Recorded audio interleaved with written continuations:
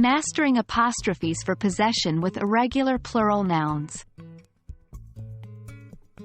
Hello there, English learners. Today we're tackling a fascinating and sometimes confusing topic: apostrophes for possession with irregular plural nouns. That might sound complicated, but don't worry.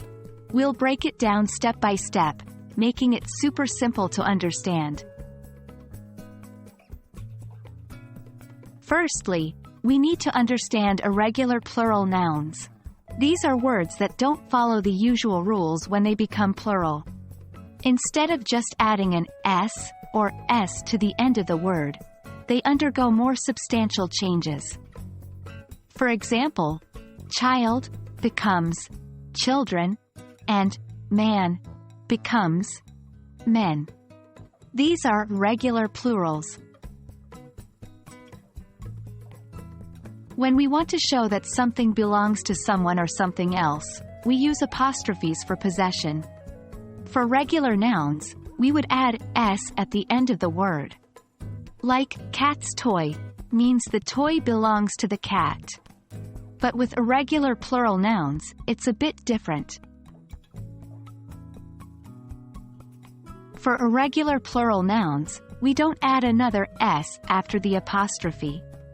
We just put the apostrophe at the end of the word.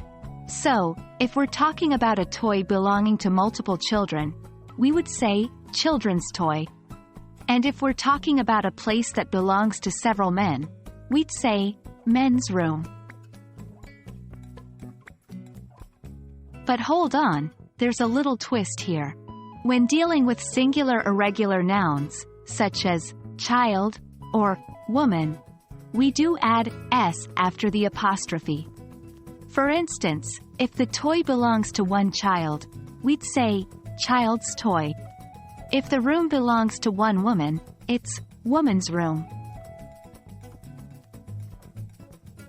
And there you have it, the mystery of apostrophes for possession with irregular plural nouns unveiled.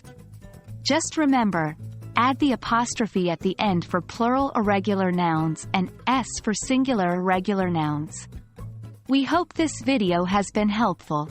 Keep practicing, and soon, these rules will become second nature. Happy learning!